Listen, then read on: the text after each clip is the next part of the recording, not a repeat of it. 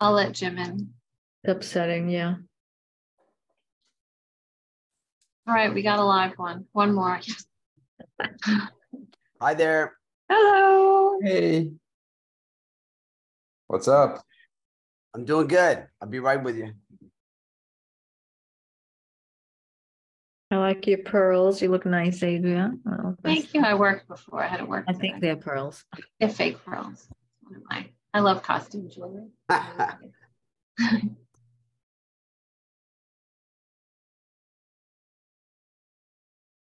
One of my friends just bought one of those man-made, what are they called? Diamonds? No. Oh yeah, it cost her like $8,000. She got a giant one, but it's one of the man-mades.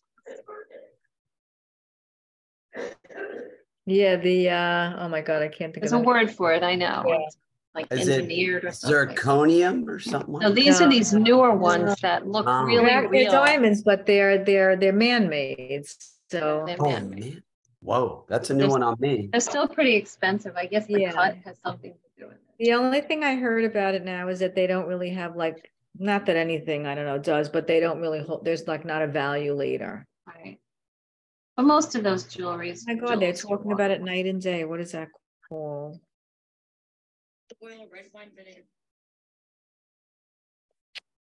When my son was buying his soon-to-be wife's ring and spending all this money, some kid walked in and bought one of those for like $3,000. I'm like, she'd never know.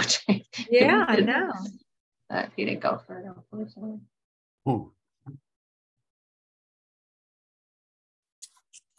We'll wait another few minutes and then we can get started.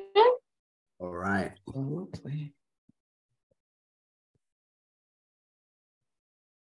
Called engineer. What is that called? Crazy now. How's your Fitbit? Did you figure it out, Elaine? Yeah, I did for the most part. I did. Yeah. I mean, I like it for the steps. I just put a picture on it. I and I don't know, you know what? I feel like at least I know Julian said the sleep maybe isn't that accurate or whatever, but I feel that it's enough that it it guides me. Right. You can compare it. I guess it's accurate in comparison. It's enough for me to see like some days where it will say good, we'll say fair, and most of all watching the time of going to sleep. Right. So it does, without having to be, let's say, the most perfect, it brings the awareness now. And like, I never had that before. Now I'm almost like annoying with myself because I'm used to talking the phone all night and like doing all kinds of things. Now I find myself, okay, what time is it? It's 10 o'clock. I have to start getting, Oh, good. That's accountability. Same as this. So it does. Ooh. Here's Denise. Oh, she made it. Hi, Denise.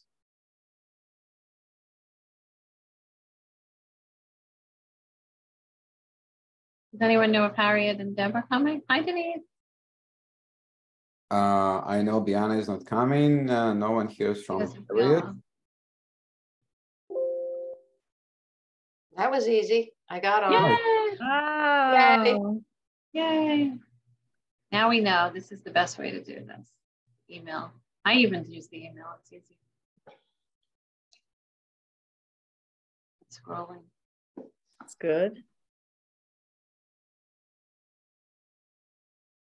I didn't get to read all the information that you sent us.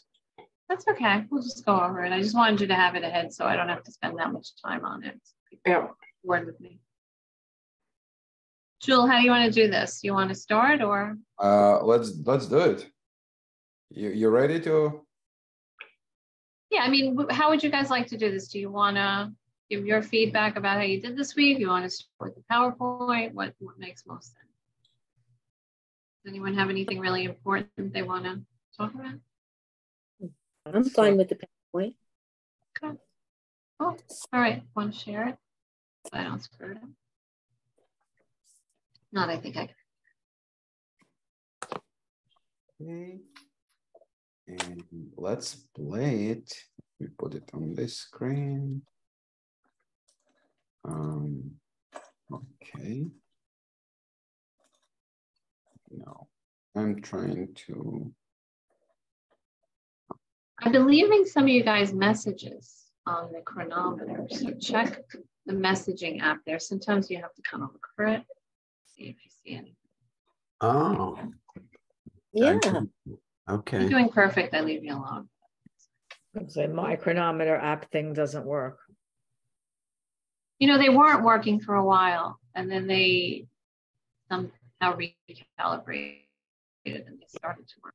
Still some hiccups. I have patients who have to Do you go contact. to home, or where do you go to the dashboard? It's usually, if you look on the dashboard of the diary, I think it's to the right. There's like a little box. It's like a chat box.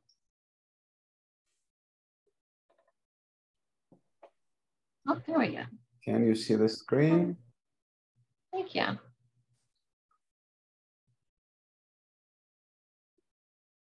Which one do you see though? I only see the one on the left. The one on the right's getting cut off. Oh, yeah, because you have a small screen. Let me And see. yeah, because it's knocked off because of the pictures. How do I advance it? How about now? Yeah, now it's fine. Okay. Can I advance it or? I am sharing, so you cannot do anything. So I have to be your guide. My advancer? Okay. So we put a, you know, we asked what people wanted, and the overwhelming majority of one extra person decided to do this one. So we do this one first, but this comes up a lot. And when I go through the slides, I'm going to go quick. That's how I talk, always fast, and I want to get through it. But you have access to it, so you can always refer back to things like about the supplements.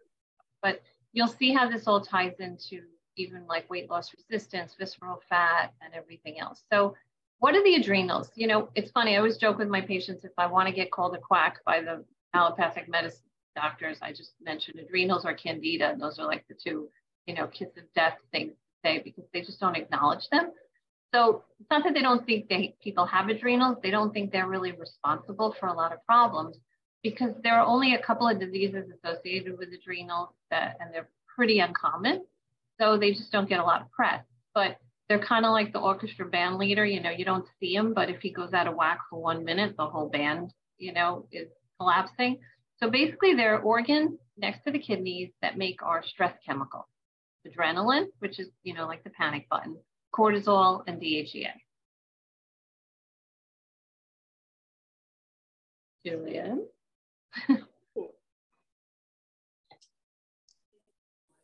So these are some of the things that affect the adrenals. It's a lot of stuff. And in turn, the adrenals affect multiple systems in our body. But when you look at this, some of them, very few of them, are not under our control.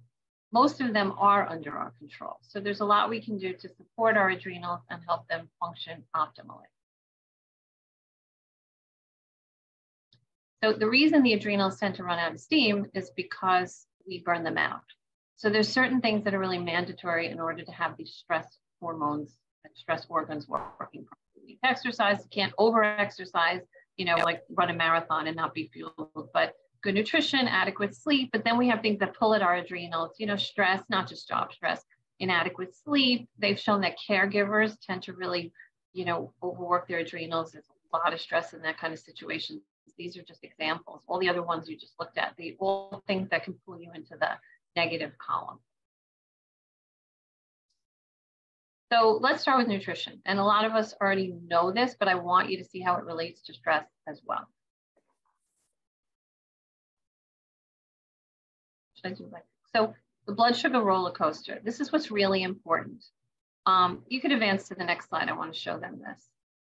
So when you don't eat, or when you eat more fast-acting carbohydrates, your blood sugar is going to rise pretty quickly. Your insulin is going to kick in, and then you're going to drop, you know, very precipitously, kind of like a steep roller coaster.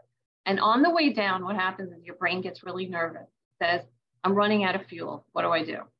And it sends a message to the biggest first responder alarm button, which is adrenaline. Adrenaline can take sugar and spill it into your bloodstream. And the reason adrenaline, the panic button, does that, it's because it's like a prehistoric response, you know, like caveman days, when all of a sudden a lion jumps out of the bushes and they have to respond to that stress. They have to make a run for it. One of the things they need is sugar to fuel their muscles. So think about this. Every time your blood sugar drops, you're going to get this shot of adrenaline, and you could be sitting home doing nothing stressful and start to feel anxious. So in the early stages of low blood sugar and the adrenaline kicks in, these are the things that happen. So we all know what panic feels like, you know, the heart rate revving up. And if you were, you know, getting out of your car and some lunatic starts to chase you, it would all be good. It would prepare you for battle, but it affects our digestion. It slows down the blood and the circulation to our digestive tract, because that's no longer a priority. You need your arms and legs to get the circulation. And people get sometimes even like this weird, spacey kind of brain fog, because your peripheral vision becomes much less relevant. You're really looking to go forward. But the scary stuff is, you know, you become more clotty. And it's really interesting, because if you were attacked by an animal, you wouldn't want to bleed to death. So all of these things happen. And women think that, you know, they only, letting Deb in, the only reason that they sweat at night is because of hormones. But 15 years after menopause, if you're still sweating, that could be high adrenaline, that could be low blood sugar, that could just be stress. Okay.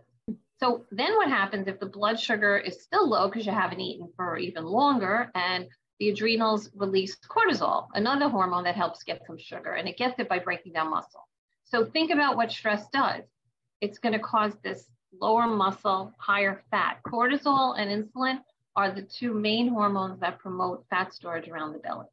So being under stress can be really bad for weight loss and body composition. So these are some of the features we see with high adrenaline. Early on with stress, we see high adrenaline. So people, you know, feel more anxious. They're burning more calories, but not in a good way. You know, they become catabolic. Their muscle, their bones break down. The hot flashes. A lot of athletes are in like a high adrenaline stage, which during their event is probably a good thing, but not if it's prolonged, if they're not training and fueling. And what should happen with the stress response is you get exposed and then you rise to the occasion. But if it lasts too long, if that stress doesn't, you know, shut down, then what happens is we run out of steam, and then we run into a low cortisol, low adrenaline state. Next. And these are the high cortisol symptoms. And if you look at these, you know, they're pretty familiar to a lot of people. And because cortisol, you know, is our natural anti-inflammatory, you think it should just be good for you. But in long term, if you know anyone who's on prednisone, short term, they get stung by a bee, they have a rash, they go on prednisone, it helps. Long term, we start to see a lot of the advanced problems, immune problems, high blood sugar, insulin resistance, low bone density. So you don't want to be in this chronically upregulated state. Next. So this is, you know, just kind of in a nutshell. But look at the sugar cravings, look at the IBS, look at the compromised immunity. SSRI drugs like Prozac and Lexapro actually lower cortisol. So they work better in cases of high, not low cortisol.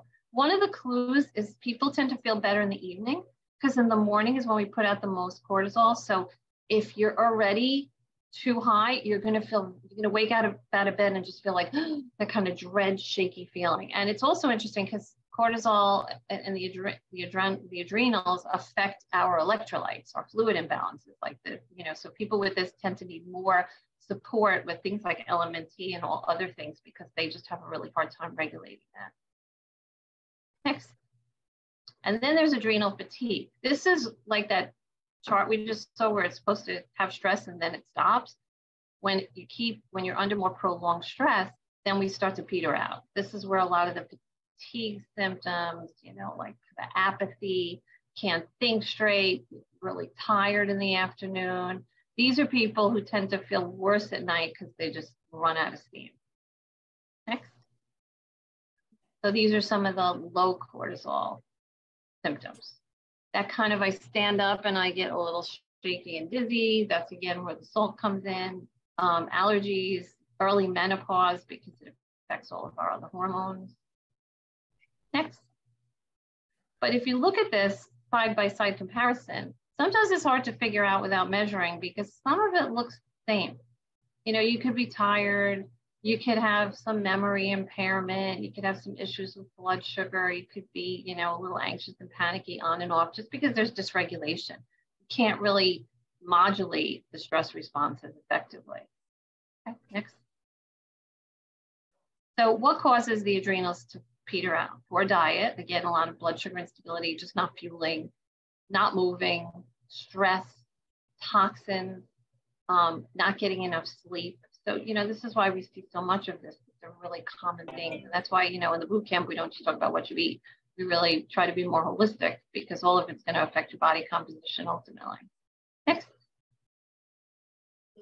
This is a quick slide. I just want to show women who tend to have a worse menopause. A lot of times it's because they've kind of been under stress for a long time. So what happens is cholesterol is actually the building block for every hormone. That's why you don't want to drive your cholesterol too low or you can't make hormone. The main building block after cholesterol, the first hormone in the pathway, is pregnenolone. If you're under stress, your body will always triage and make cortisol at the expense of progesterone and even for men, testosterone. Again, it goes back to caveman days. It's more important to run from a tiger and not starve to death than it is to have a baby. So, you know, we hear these stories about women who have infertility, they can't figure out why, and then all of a sudden they adopt a baby and 3 months later they're pregnant. That's because their adrenals finally got some rest. And it does kind of make sense from an evolutionary perspective. Also, thyroid. Stress actually slows the TSH and it prevents the body from making T3 free, which is the active hormone. Cortisol actually shuts down the conversion of T4 to T3. And most of my patients, when they come to me with a thyroid panel, the doctors don't even measure T3 because there's very little of it, but it's about at least 5 times more active than T4. So if it's quiet and not working, you're going to feel hypothyroid even with a normal TSH. Okay, next.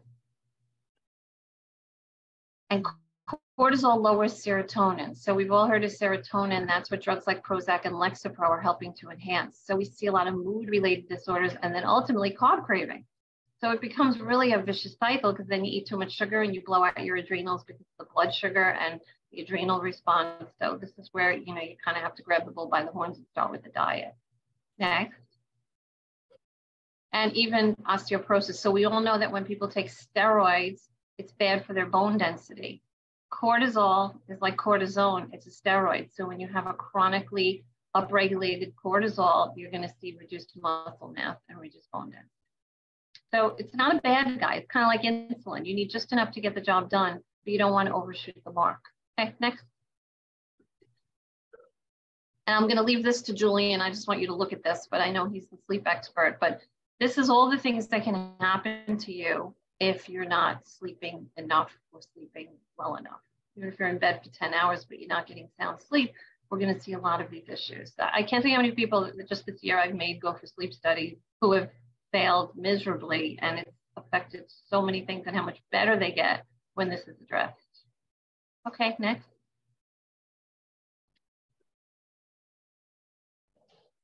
I can't hear you. You're muted.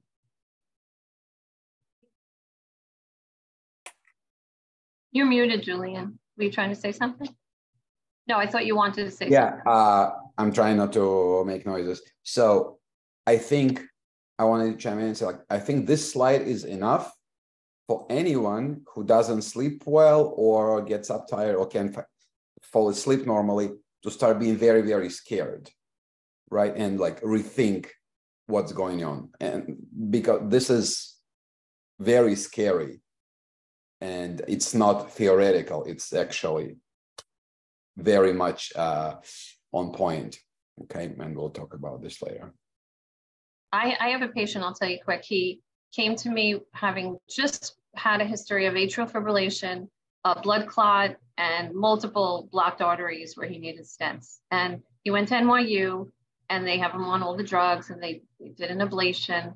And I did a CIMT study, you know, of his heart, of his carotids, and it was still terrible. Usually by the time you're on drugs and you're being taken care of, things start to look less inflamed. But this was a year into it, he's still inflamed.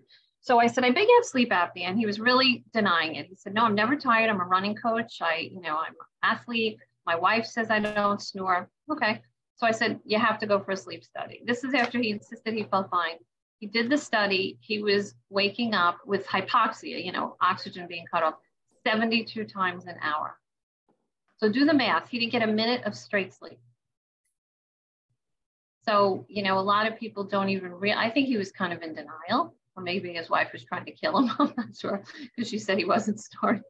I can't imagine that she didn't hear, you know, occasionally, but maybe she was, you know, right next to him doing the same thing. But I'm not sure. But now his CIMT is finally starting to go into the yellow and the green. It was all red, even with statins. So it is the elephant in the room. It's something you have to pay attention to. And this is just a really interesting study because it leads to insulin resistance. And if you sleep better, you can improve your blood sugar and your insulin sensitivity. Next. And also, just 2 days of partial sleep deprivation can affect the gut bacteria that influence everything, your immune system, but also weight gain and insulin sensitivity. Next. We know that belly fat is related to cortisol secretion. And this, again, goes back to caveman days. It was a very good survival tool to be able to keep some fat in times of famine and, when it was freezing. So that was survival of the fittest back then. These were good things. But now that, food is plentiful and we're much more sedentary, it's not really an evolutionary advantage as it was back then. Next. So what do we do about it? Well, aside from, about blood sugar and sleeping, I like guided imagery. I tell people, if you don't really know how to meditate or do anything, get a picture that you could hang somewhere where you can relax, that just makes you calm, like a beautiful scene, a landscape, your family, and just look at it and think about it. And it's interesting that saying it's all the same to the brain, just like when you're thinking of something stressful, you can cause an adrenal response even if it's not happening. Almost like a bad dream gets you stressed out. Whereas if you're thinking of something relaxing and trying to direct your thoughts, you can get yourself out of it.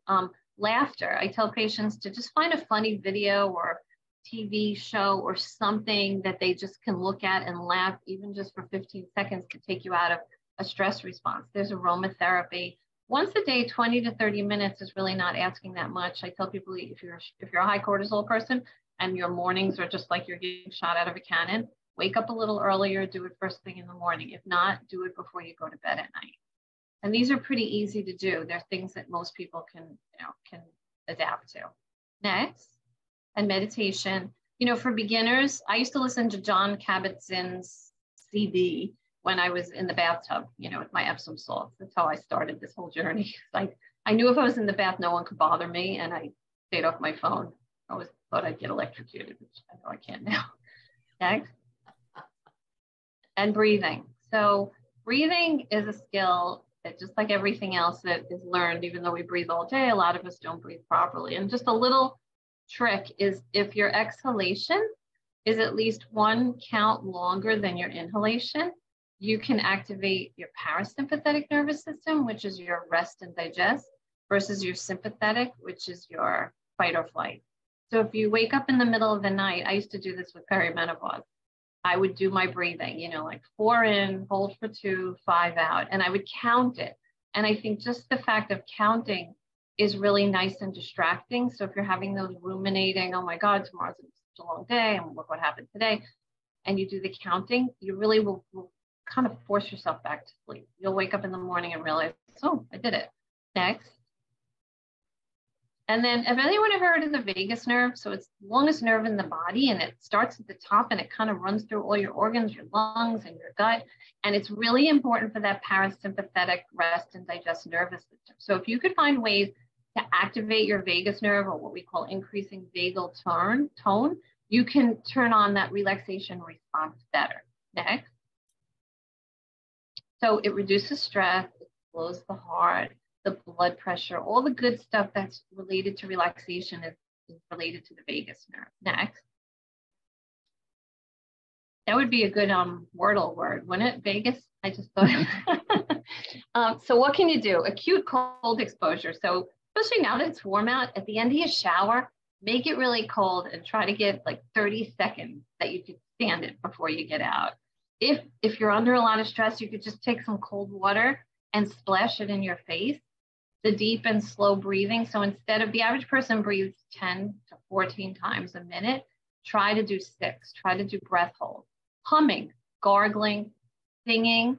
I like to hum in the shower in the morning to get me into a better mood. I just like close, it's good to do mouth, nose breathing. So I shut my mouth and just gargle while I'm in there.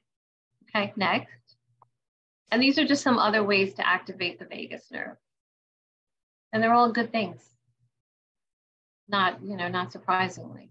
And then there's a really cool program. I don't know if any of you have ever heard of HeartMath, right, Julian? Yep. HeartMath works on something called heart rate variability. It's not the same as, you know, your heart rhythm exactly, but it has to do with like the coherence, like how uniform it is. And heart rate variability is directly related to overall health. And there's devices, HeartMath Institute sells the EM waves, get on your ear. It's almost like a biofeedback, and you could do some of these breathing techniques and get yourself into coherence. It's really kind of cool. It's very easy to do. And eventually you can kind of feel what that feels like. So when you're under stress, you don't need to be hooked up to anything. Next. So when we start to talk about nutrients and neurotransmitters, GABA is a really good guy. GABA is like our built-in Xanax. And it has been shown that there's certain vitamins and herbs and things we can use to upregulate our GABA production, all of the ones at the bottom here. Like lemon balm is so easy because you could just do lemon balm tea throughout the day.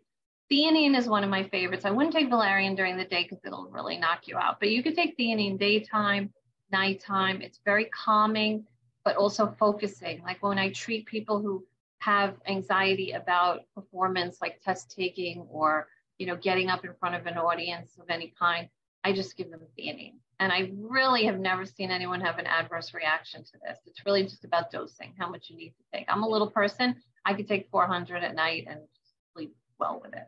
And theanine is in chocolate. Theanine and chocolate. It's in green tea also. That's, I think, why green tea, even though it has a little caffeine, doesn't make you so crazy because it's got. So one thing I do have to say, it is in chocolate, but it's by Yeah, not enough to pull you out. Enough, you will be diabetic.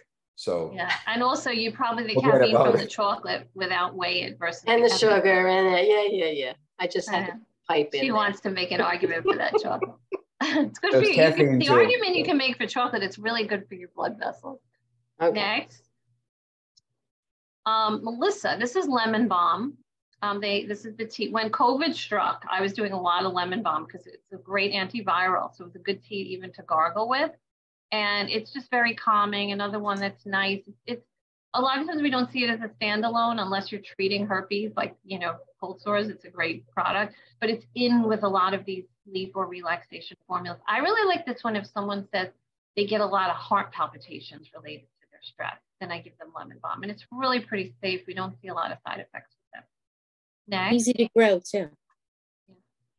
And then there's another, you know, Melissa officinalis, just 14 days. This is when we were talking about palpitation. So it doesn't take long. And like I said, no serious side effects.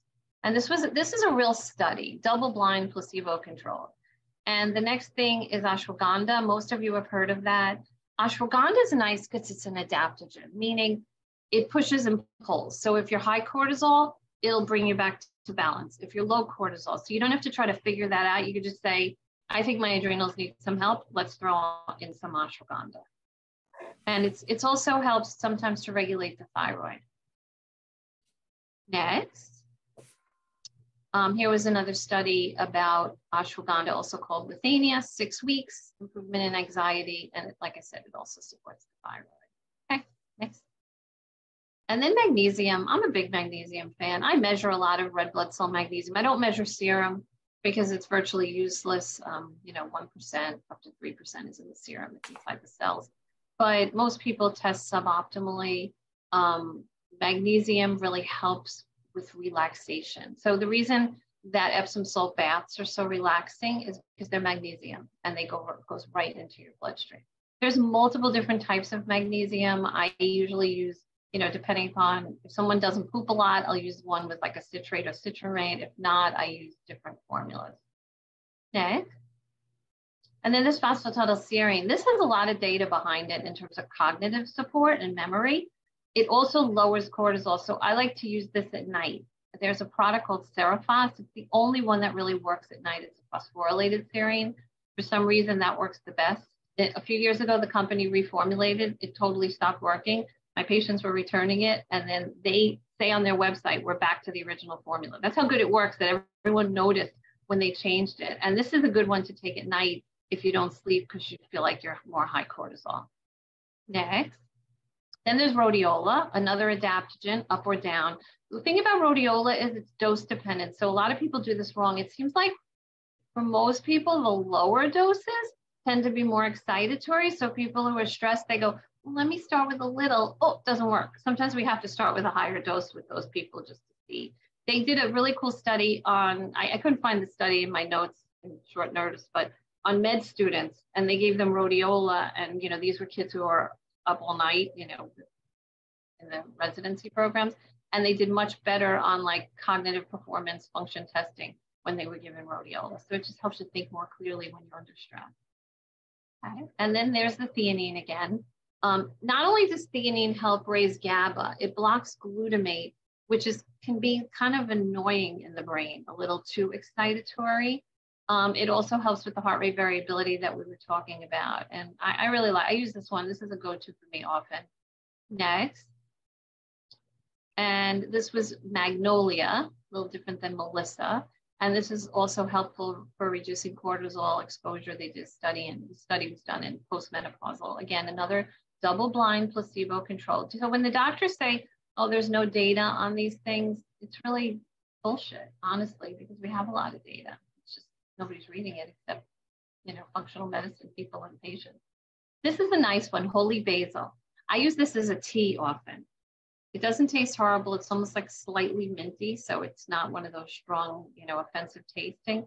This is not only good for cognition and relaxation, this is good for blood sugar and metabolic syndrome criteria. And it's pretty safe. This was another study on it. It shows it also has some detox capacity. There we go, helping blood sugar, blood pressure, and lipids. So this one I drink a lot as a tea. I think it's Organic India has it. These Eleuthero, Schizandra, Rhodiola, again, these are called adaptogens.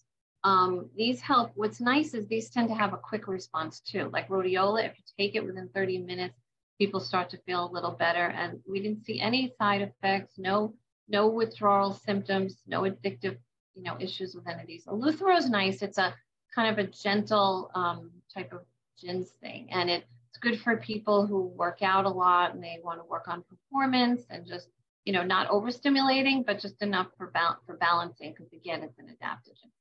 Next. Good for cognitive. And what's nice about Eleuthero, it's good for your immune system. Those natural killer cells, the number of natural killer cells is what's available through measured request, but what's key is how active they are. And we see a lot of reduction in natural killer cells with people who have chronic viral illness, Lyme disease, things like that. So this is, a good all-around herb to use. And then there's cordyceps. This is one of the mushrooms, and also good for kidney. A lot of my kidney patients, we put on cortisol. Good cordyceps, good for the immune system, also supportive. Next, and I'm mentioning all of these because you're going to see them in a lot of the formulations that are multi-ingredient. So what do you do about high cortisol? Well, the first thing is you got to get your blood sugar under control. So if you want your adrenals to work, and throughout the day, you're constantly having these erratic blood sugars, you're calling those adrenals into action. So when you need them for real stuff to deal with stressors, they're not going to be available. You're going to be burning them out. Mild to moderate exercise. With high cortisol, we don't want to overstimulate these people because they're not usually too far away from adrenal fatigue. So we don't want to push them too hard into that. And these are some of the herbs that help to lower or modulate cortisol. Next, what if you're low cortisol? Same diet, you don't want to, destabilize the blood sugar. Sometimes we use DHEA, which is a hormone, because that's one of the adrenal hormones. These are some of the vitamins that we use. Licorice can raise cortisol. I'm cautious with it. I use low doses because it can raise your blood pressure and raise estrogen. But sometimes when people are real in fatigue states, 25 milligrams or less is safe. Tyrosine helps make the neurotransmitters for focusing and also for the thyroid. SAMe helps with the pathway that helps to kind of turn on some of the neurotransmitters. And then there's actually glandulars. If I have someone who's really knocked out, they were just really sick, or they just ran a marathon and they're just fatigued, I use some pretty potent glandulars, 2 weeks. Stronger glandulars, and that's it. I've never not seen it work. Next, and then this is just an example. This is one of the products we use just for very basic support. Like someone says, oh, I have a stressful job and I'm not falling apart. We'll use this just to give them some support. And then this next one is one that I've been using a little more lately. I kind of like it. this company is really cool, Research Nutritionals. They do a lot of research. They don't have a lot of product, but everything they put out has been, you know, supported in a lot of research. So this has herbs. It also even has probiotics that are specifically good for mood. And if you look at the next slide, it shows you, I think, the ingredients. So B6 and magnesium help with the adrenal pathways, but it has the holy basil, the tulsi, the ashwagandha, the phospholysterine, the lemon balm, some lavender, which is relaxing, and passion flower, and some probiotics. I use this, and then if people really still can't sleep, I'll throw in some, you know, theanine or melatonin or some valerian. Okay, next. And then these are just, this is just a summary of kind of everything we've been talking about. Vitamin C really gets depleted under stress, so do the B vitamins. So these are just really basic things that we need. Zinc is really concentrated in the adrenals, the thyroid. I see a lot of low zinc in my practice, except for during COVID when everyone was overdosing themselves on zinc. But now people don't do it as much. Next, I think we're almost done. And this is just about exercise. And the minuses like show what it shuts down, and the pluses. So CSF, that's your cerebral spinal fluid, the GLP-1, this helps with blood sugar. Beta amyloid is the bad guy. That's what accumulates in the brain with Alzheimer's. So this is how exercise is so protective, you know, on a real evidence-based scientific level. Okay, next, almost done. And how do we test the adrenals? You could do a blood or urine first morning just to rule out really high or really low, which is then when we have to investigate. If someone's super low or super high, we think they might have Cushing's or Addison's. I can tell you in my over 30 years of practice, I've had 2 Cushing's patients. It's not real common, but the pattern is what's key. So my point is the first morning, it has to be measured before 8 a.m. It just tells you if you have a disease. It doesn't really tell you where you're at in terms of your adrenal function, because so many things also influence it. Like if you had a bad night's sleep the night before you go for that test, it might be lower. If you're pissed off, you walk in, you trip on the curb, or you have to run to work after, it can be high. It's very reactive. So we like to do a 5-point cortisol. And if you look at the next page, the next one, these are the patterns we see. So what should happen is you should get up in the morning between 6 and 8 a.m. and have a nice, robust level of cortisol. You should wake up and within a half hour, you should be able to think. And then throughout the day, it should gradually decline so that at bedtime, you're at your lowest cortisol. What we see with, moderate adrenal fatigue is the opposite. People don't sleep well.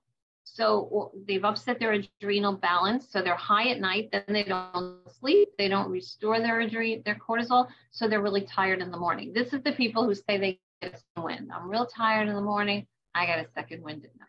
And then the worst case scenario is the flat line, where this means there's no adaptation. No matter what's happening to you during the day, no matter what your blood sugar is doing, no matter how stressful your work is, you just don't react. And that's the worst case scenario. Those are the ones we really need to bring back to life. And it's really interesting because I see more of this in my younger patients than in my older patients.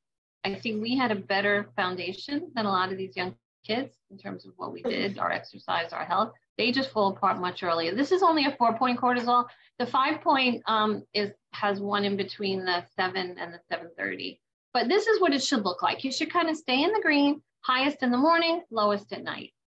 It's not that bad if you're a little yellow in the morning because you're just a little bit more, rushing around. And this is when people start to kind of burn out. And this is showing really poor resiliency. You're just never doing anything in terms of your adrenal response. And then one more slide? I don't remember. Yeah. And then this is the fired up people.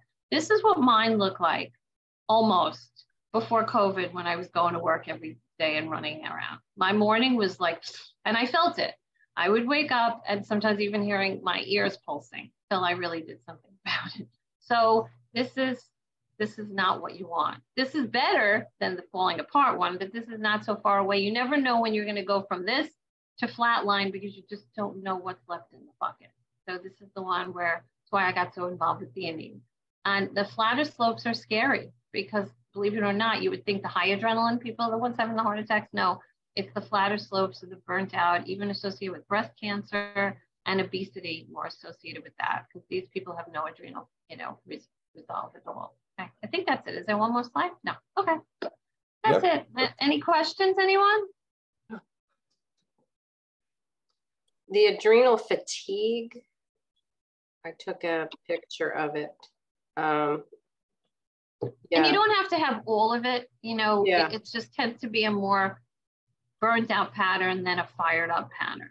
So are those the best way to treat it, those adaptogens, or, you know? It really depends how far into fatigue people are. So if someone's just kind of a little tired, they're not feeling terrible, we don't suspect really burnt out adrenals, then the adaptogens are nice. I think the key is to ensure that they're getting good sleep at night. So I always start with the food and the sleep and the exercise. Those are really foundational because, you know, I could load you up with vitamins.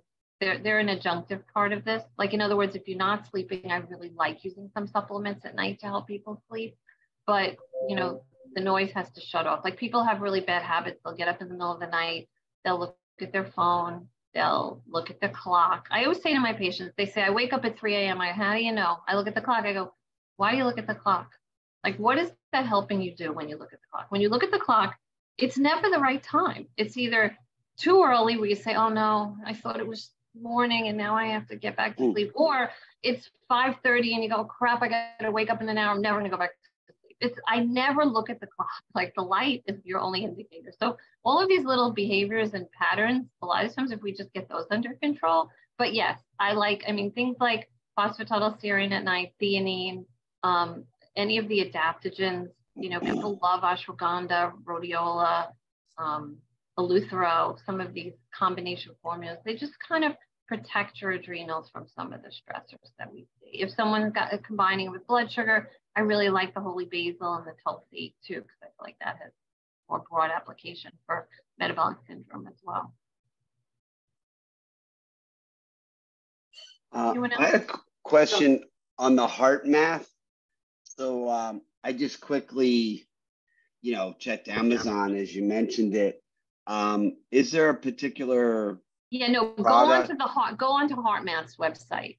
Gotcha. They're fantastic. I was at a conference a few years ago. It was an Institute of Functional Medicine, their energy conference, and all these, you know, fancy devices, on-demand, $25,000, $30,000, and all these MDs were like buying up all this stuff. I'm too cheap for that, and I'm already jaded because I've seen all this. You know, they were like, oh, so cool.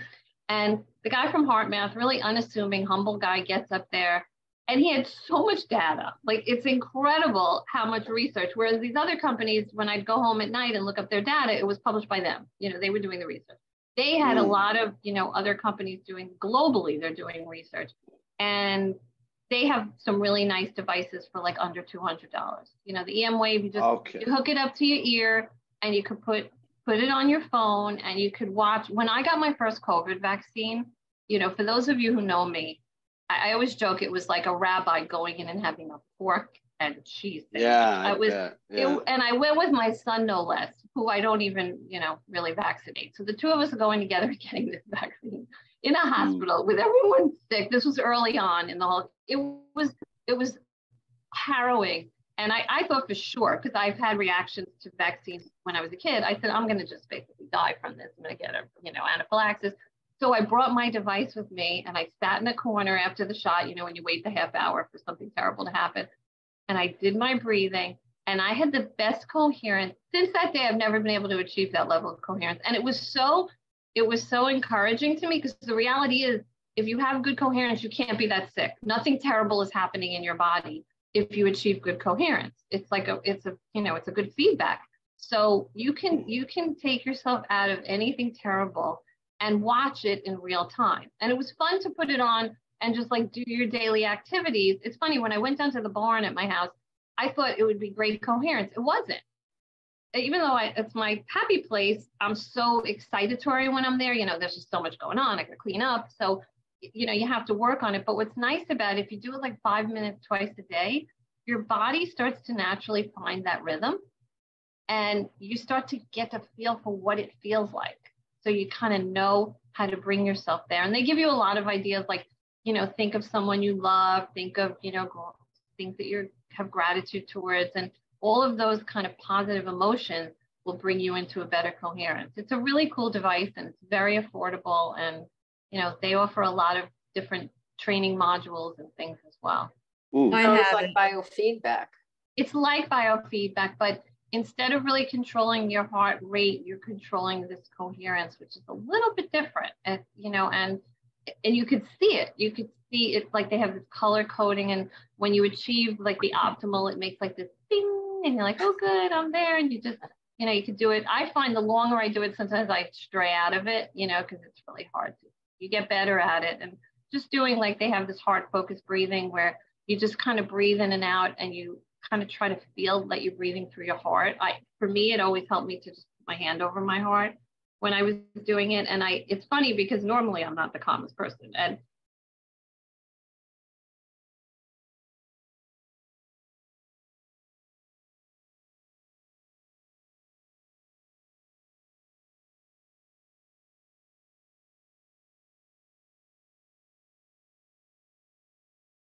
traffic or someone's pissing me off, I can always just, you know, you see me going like this when you're talking to me, you know that you're stressing. I have it. It's great. I have the pacer. Yeah, it's very cool. Yeah, I have it. I attach it to my ear, and they make a wireless one now, but it's more expensive. So I just have the one with, Yeah, with it's not like a big crazy cord or anything. It just goes right, plug it right into your phone. And you watch a pacer go like, this is what it does. It goes in and out. And you can set it to like the breath that you want. So you're breathing in and then you're breathing out. And it is cool. And it also can tell you, like, you know, you can look at past exercises that you've done and see your improvement, your gradual improvement if you do it more consistently. Yeah, I took it for my COVID shot because Adrian told me to take it with me. How was yours when you did it? And she told me to say exactly what you just said, that if you're in good coherence, and I'm walking around going, if I'm in good coherence, nothing's going to happen to me. There you go. It's true though. Like, you know, I have some like really sick Lyme patients, and theirs is so low. It takes a while to get them out of it. You know, it's very smooth baby steps. You really can see who, you know, who needs to do it and who has issues. It's a great tool. I think it's like an amazing, especially if you're starting, because I think once you start to get that and you get the breathing started, then you could go to meditation and to it's excellent. And if you really look at it, you know, look into the research, you know, everyone loves it. Like a lot of, you know, functional medicine doctors, no matter what they specialize in, they're always, no one has a bad word to say about heart math. It's science-based. They say that they believe that it can reduce your cortisol levels, your high blood pressure. There's a lot of science based around it. Sounds like and it's not expensive versus a lot of these other gadgets that just crazy expensive. No, it's not. Yeah. Excellent. Thank you. I'm interested. That would probably be good, Jim, for your wife to work on that. That's exactly what agreed. And you could share it. The whole family could use the same one. It's just, you wouldn't know whose is, you know, if you're comparing, like you have to remember what time you did it. It'll tell you like what day. So you just remember I did it this day. Yes. If I don't want to jump in again, but unless I also was curious about the sleeping. This may be an oversimplified question. Maybe it's not a yes, no answer. Is snoring kind of by itself an indication that the suspected sleep problems are there? Let's just say if you're, like snoring to me, look, if you had a cold and you snore for a couple of nights because you're stuffy and congested, we all snore when we're sick. But if you're snoring on a regular basis, that's enough indication to get a sleep study. I tell my patients, when you want to get a sleep study, you have to tell your doctor two things, even if they're not entirely in your awareness, like my patient with the 72 times, he didn't even know he was snoring. I said, you have to say you're snoring and you're tired during the day. If you sit on the couch in the afternoon to watch TV or at 7 o'clock at night and you're falling asleep, that's not normal. If you think you slept, you went to bed in a normal hour and it wasn't an unusual night, you shouldn't be snoring.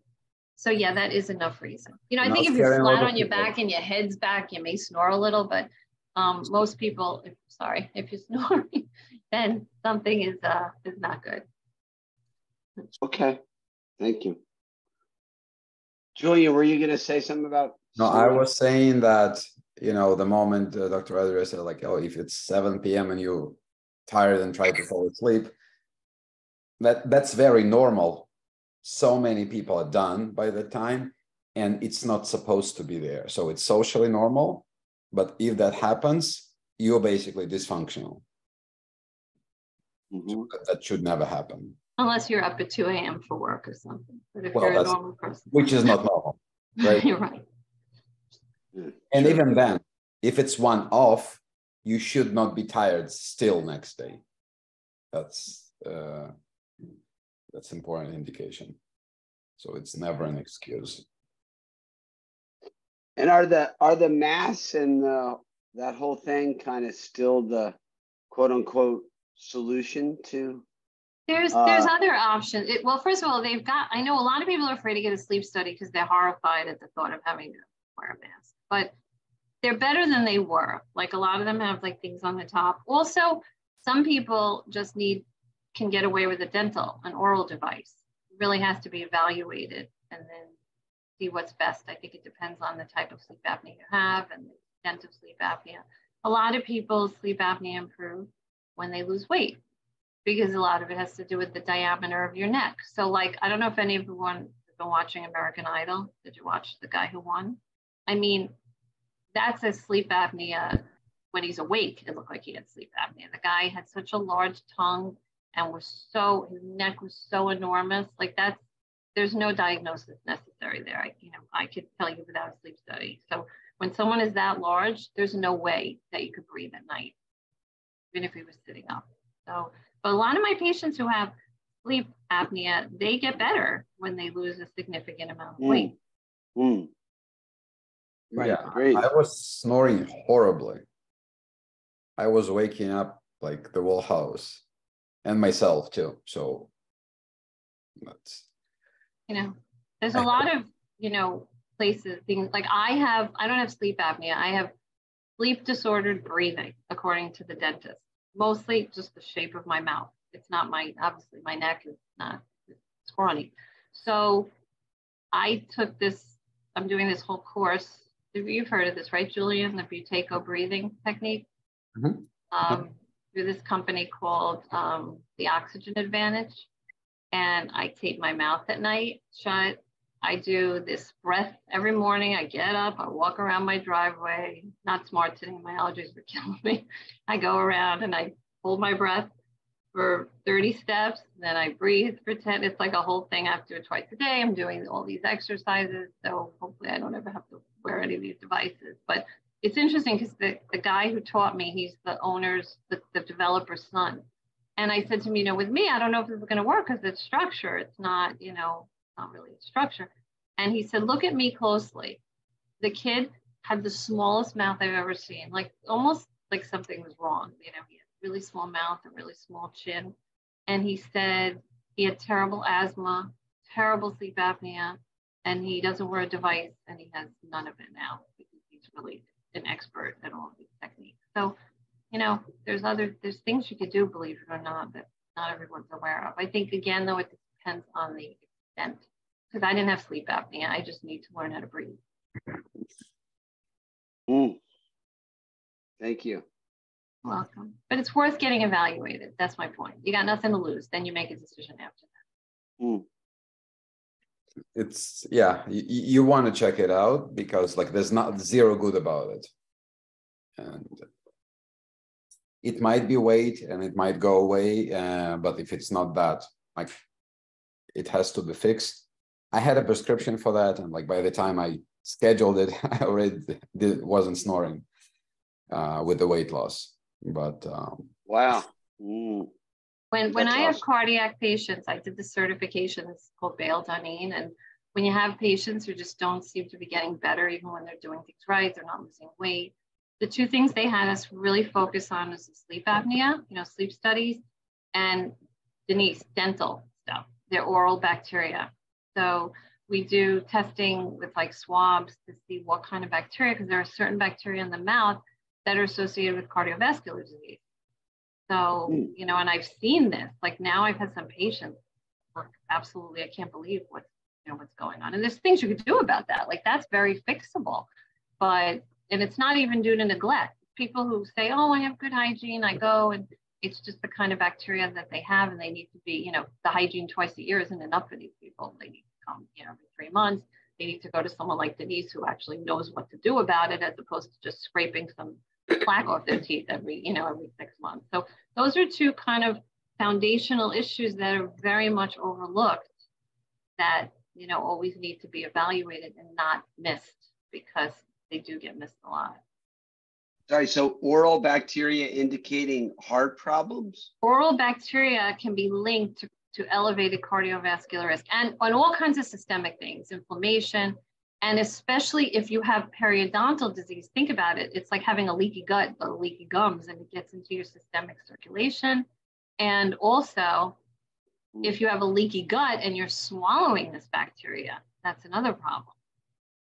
Yeah. So we need to really, you know, see what's going on in there and make sure that they're taking care of it. I use like special toothpaste, but some of them need to go to dentists and really have, you know, antibiotics or other treatments, because there's such bad bacteria growing there. Well, the bacteria that cause the dental plaque on your teeth are the same bacteria that contribute to plaque in the arteries. So if you have gum disease and a lot of excess of those bacteria in your mouth, they're getting into your bloodstream and into your arteries. Makes perfect sense. Never thought of that. Yeah. Zero so many things you're talking about, though, are sleep, you know, good hygiene, oral hygiene, mild exercise, breathing. You know, these seem so simple, but you know, simple answers to complicated problems. You know. But it really is foundational stuff. Yeah. You know, and it's just like Julian said from the beginning, it's not about discipline so much as it is about habits. So if you just start to make these things part of your habits, they become habits. And then it just works for you, because you just get so used to doing them, like brushing your teeth and everything else that you kind of have to do. For sure. Yeah, but you have to do something 10,000 times for it to be a habit or something. What is that?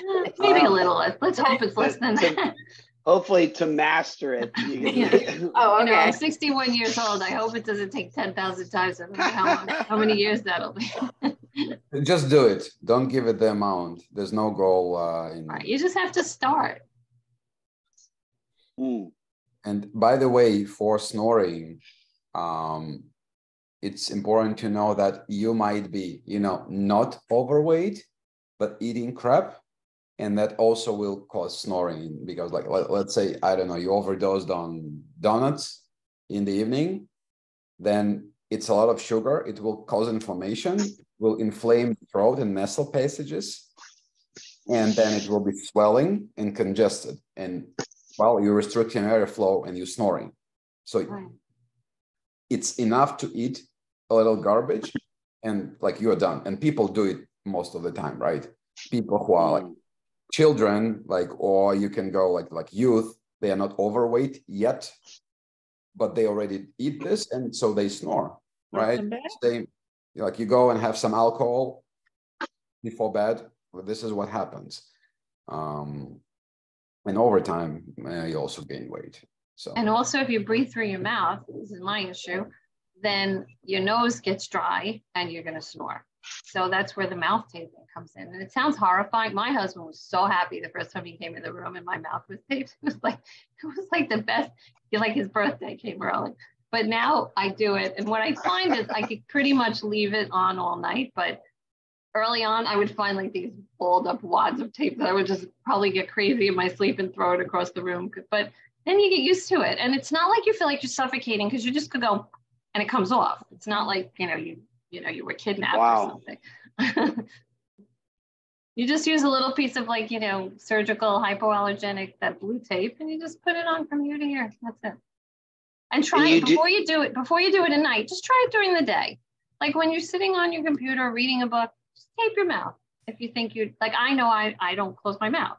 So it forces me to close my mouth, and it just makes me aware. And I'm always so happy when I'm working out or something and I realize I shut my mouth and put my tongue in the right place. Now it starts to become a habit. And you sleep like that now? I sleep like that. Mm-hmm. Amazing. Yeah, and I'm less stuffy when I do that than if I don't do. Because I always thought, oh my God, I'm stuffy. I'm going to die. I'm going to turn blue. But it's the opposite. I don't get stuffy because I'm breathing through my nose. It's like a catch-22. You don't realize.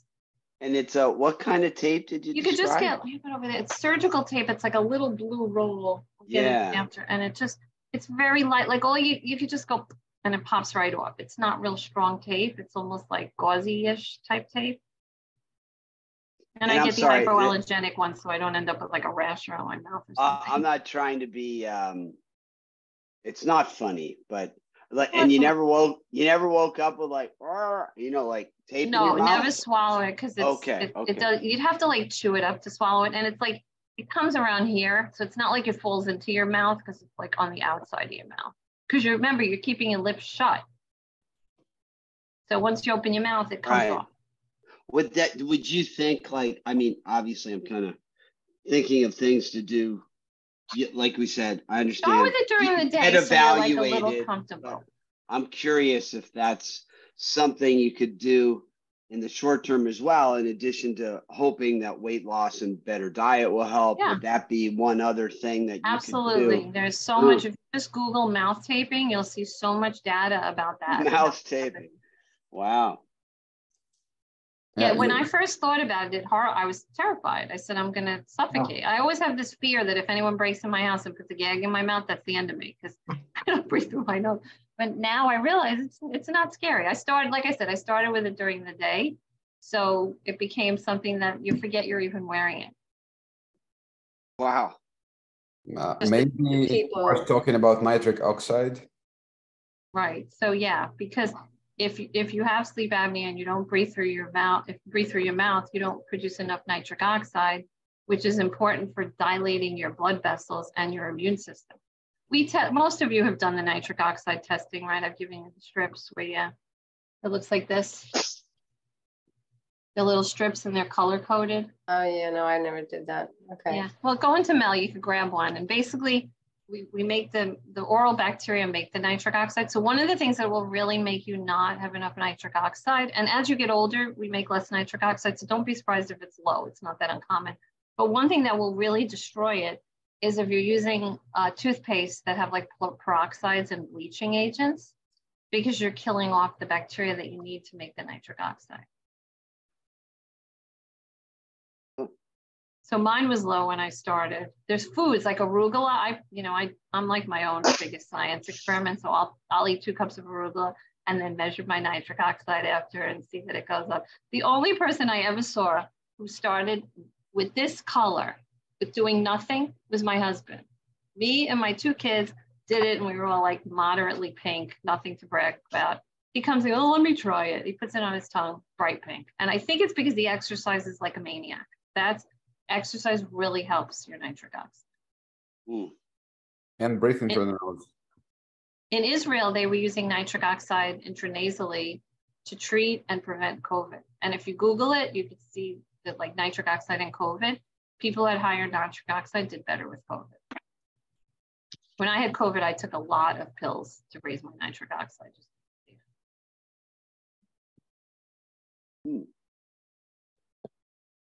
Why are you laughing, Elaine?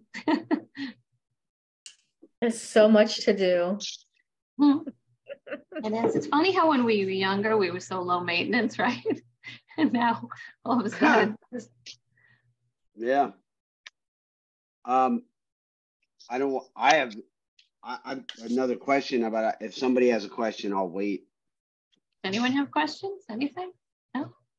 Go ahead. There was so much information tonight. It's amazing. Yeah. So with all these, with the lemon balm, the ashwagandha, et cetera, we've done the blood thing and the blood, extended blood, and I have an upcoming, soon to be scheduled appointment. I just need to make it through Memorial Day. I will see you in June. If you're available, but application wise, what do I do with this information at this moment? What from Well, what are you trying? Rodalia- What do you think you need to work on? What are you feeling? Are you stressed? Are you not sleeping? Your heart racing? Are you more tired, burnt out? What is it? That's a good question. All the above.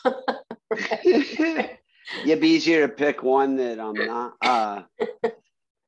Well, I always say start with how are you sleeping? Are you falling asleep easily? Are you staying asleep? Are you I tired? fall asleep typically I sleep very well to me, but my wife is, you know, with some of the meds that she's on now because of this heart stuff, she's on a diuretic and such. So she wakes up more, and then Andrew, just spoke to Andrew. all right, I think Ready at 9, so Is that somebody's? No, somebody needs to be. there it goes. They got There it we go. Okay. on the iPhone. Okay. Yeah, so I do sleep well. If I shoot for my 100 ounces of water, you know, I have to really, like, I don't want to be drinking water now because I'll be up. And so Well, when you wake up, do you go right back? I do. I mean, within a few minutes, 95%. Okay. What about when you wake up in the morning? Do you feel like you slept okay? Typically I feel pretty good. If I get to bed, which is what I want to do, and I get like 7 hours, like I feel pretty good. So I don't, you know, but maybe I'm in denial, you know, I don't know. It's a question, I think, but I was just wondering with all that good stuff. Well, the other thing, well, what are you feeling? Do you feel like you're having any cognitive issues, like you have trouble focusing or just concentration? Oh, I think the sugar thing, I think what you did initially there, now that I'm eating better, when I slip up, it's pretty obvious regarding that roller coaster with the brain fog, irritability. Like I can recognize all these things, but like 3 weeks into eating better, I would say on it's 24 days. I would say I've had probably 3 or 4 days like that, where I would say, oh yeah, that's that. And I feel funky.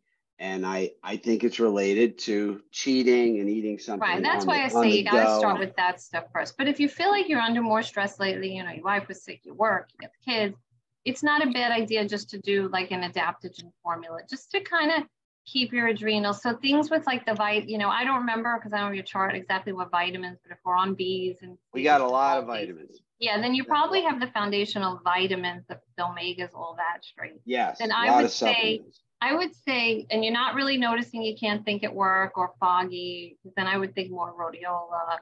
Are you strong when you exercise? I need to exercise more, but because I don't at the moment, but I couldn't answer that right now. Okay. So I would think you need it sounds like there's no overriding symptom. Right. So just like a good adaptogen type of formula, like the Adrenavive, is nice. I don't think you need to shut anything off or turn anything on. I think you need to just find your way in the middle. Mm-hmm.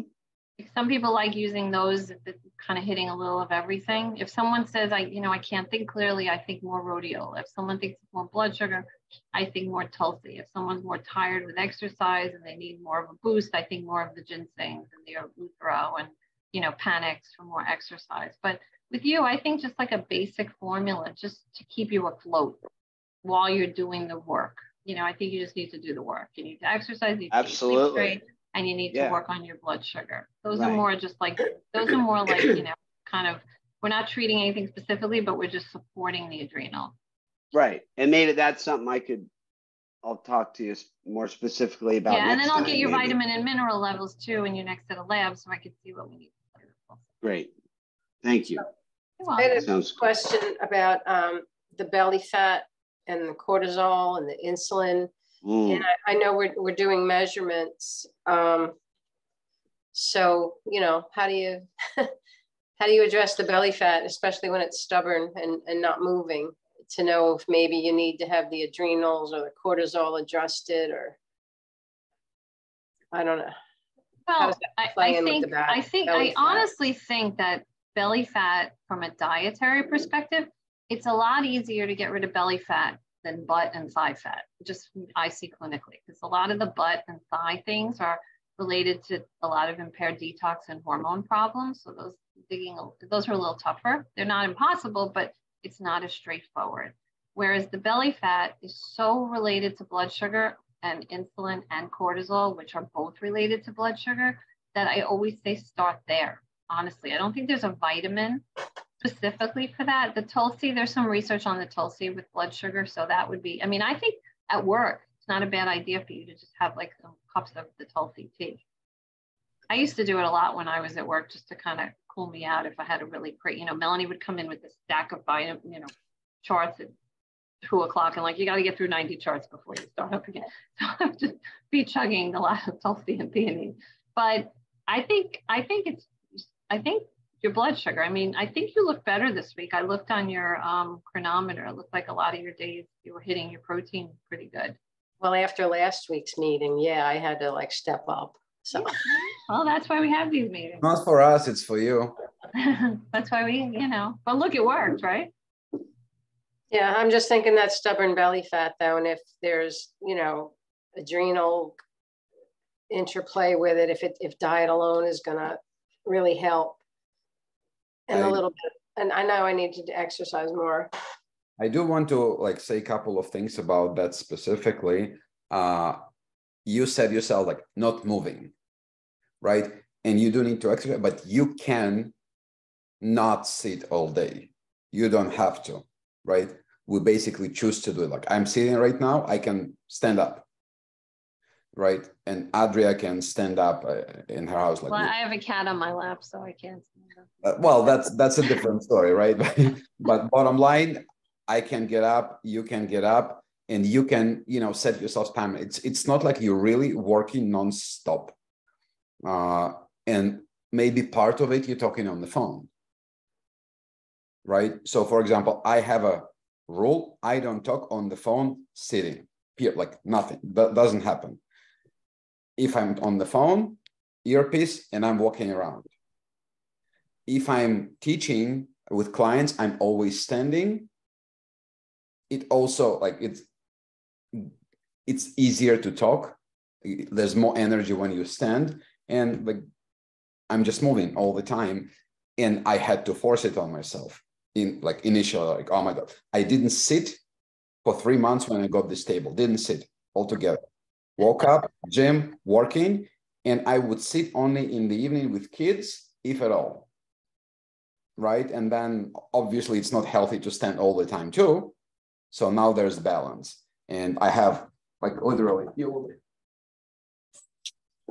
I have those right here. So every 30 minutes when I'm not connected, I'm getting up, I'm doing something. There's kettlebell over there. And I'm my garbage can is over there, not here anymore. And it might sound stupid, but actually I can't stand when I need to throw something away. It cannot be here. So I get it up and throwing it away. If you add just a little bit of movement, things will change. Now, do you mostly stand, Denise, in your job because you're? No, I sit. I'm up, I'm down, I'm up, I'm down. I sit. But today, I was busy at work all day, and I think I did 2,500 steps or something because I didn't take the dog out or anything. Got it. If you don't force yourself with little things that and you can kind of invent what you can do, it's not cool, it's uncomfortable to think about this because it's very comfortable to see it and stuff, but it's not good, right? So if you add those little things, it will be good. You have a break of 10 minutes, get out, walk in the park, in the parking lot. Yeah, we were trying to do that at lunch. Yeah. And okay, thing is, we all start belly fat because that's the part that stands out, but it's also part that has the most. Right. So it will go last. So no matter what you do, that will go last. no matter how hard you work, like nothing will help, right? So do not concentrate on the belly fat. And I know it's, hard to comprehend. Concentrate on just doing the thing, because you are doing the thing. You're not eating in surplus, and you're eating in deficit, and you're doing what is needed, right? Like not eating foods that we don't know what's in them. Yeah. Right? You will lose fat. Like you don't have another option, basically. Yeah. You can't not. And that will go proportional, right? You're losing some on the hands, right? On the arms, legs, it goes away on the belly too. So it doesn't choose, I'll take a piece of here, Right. You can't spot reduce even with exercise. No. Like, the Jane Fonda stuff, it's not real. Yeah, but it also goes evenly. So you will proportionally reduce everywhere. And then because it's the largest repository, that will go last. Right. It's not so much that you don't lose there. It's just, let's say you need to lose 30 pounds off your belly. Let's say percent-wise, like when we do the InBody, it'll say someone's 300% around their belly and 200% around their arms. 200% double around the arms could be an extra 1.5 pounds. The arms don't weigh that much. Even legs don't weigh that much. But bellies, you're supposed to hold a certain amount of weight there compared to you. There's always more in your trunk than in your legs and your arms, unless you're a sprinter. So it seems like you're not losing as much there, but you are. It's just there's more there to start with, so it's not as obvious when it's getting. It's like melting ice. That if you have like an iceberg, you will pay attention. It's melting until like very advanced stage, but it does. And then they talk about like female hormones and belly fat, stubborn belly fat related to hormones. In the end, right? Like Adria, you can correct me or like whatever, but in the end, there's no way you're not losing weight if you are eating a deficit. Like there's no way, because you need to live on something. Yeah. And like, I don't want to bring up like horrible examples from history, but in certain places, at certain times, there were no overweight people, no matter what, right? So hormones or not, yes, hormones make things a little slower. Right. They might, make you a little hungrier, right? When you are actually not, like you don't need more energy, like and then you do this, right? For example, when you don't exercise, you are hungrier, right? And then you eat more comparing to when you actually act very active. I think people use the hormones as a big excuse because we become maybe slightly more insulin resistant, and what we used to get away with, we don't. Like if you look at the research on protein, after the hormones go down, we need more protein. But most people approach this wrong. They think, I'm gaining weight, let me eat less calories. And what usually happens is the protein goes out the window, and now the ratio of fat to muscle goes down, the cortisol goes up, and it snowballs into a big mess. But I think people just don't know how to approach it correctly. If you eat properly, and you have to work harder on blood sugar after menopause. But if it was strictly about menopause, then every menopausal woman would be overweight, right? So we can't 100% blame that. We just could blame the approach that people take, which is not correct. And like, there's always that. Got to work harder. Yeah, there's low thyroid, there's high. It doesn't matter, because in the end, if it's lower and you spend less energy, you can eat less, right? Like it's still, you need to adjust. And we put a lot of, because I don't know, historically it's like hormones. I have a client for a couple of years now who is OBGYN. And when they started with her, she's like, I'm not losing weight, blah, blah, blah. It's hormones. And like, did you see your own blood work? And she's like, no, like, it's all good. Like, but did you see your own blood work that, comprehensive? She's like, I don't need it. I feel good. So when we looked at her blood work, it was perfectly fine. And when I put it into her face, she said like, oh, like maybe it's not hormones. But we blame that. But I'm hypothyroid. I can lose weight, right? Other people like with this, like I just eat less. And that's it. And we also, again, there's a reason why I don't put your guys the number of calories, how much you eat, because we sometimes like, oh, this is like, I'm eating 900 calories. It's not normal. But there's no such thing, right? Like you spend what you spend. And in the end, if you spend 1,000 calories a day, you will not lose weight if you eat more than that, like no matter what. And this is why you don't need to know how much you spend or have a calories target. You just need to eat what's in there. And I hope I'm speaking to everyone because it's true for everyone. Yeah. We're very advanced with science now. So guys come to me and say, oh, it's hormone. Started with that too. But no, like hormones regulate everything, but you can regulate how much you eat in relation to what they regulate. Right? If I leave you starving, like no food for 3 months, be sure you will be way slimmer. We just don't want that approach. It's useless. No. Okay. Okay. Cool. Julian, while we're on that, so I lost almost 2 pounds, a pound and a half, a little more than a pound and a half. So last time you said, hey, if you're doing this right, and I know I need to up the exercise, but if you're eating the right amounts, avoiding what's not helpful, you're not going to lose a lot of weight really fast. No. Because fat does take time. So did you say, could you just explain, and I hope it's relevant for everybody, when you said not inflation, inflammation. Inflation's real too, right? But anyway, inflammation is real.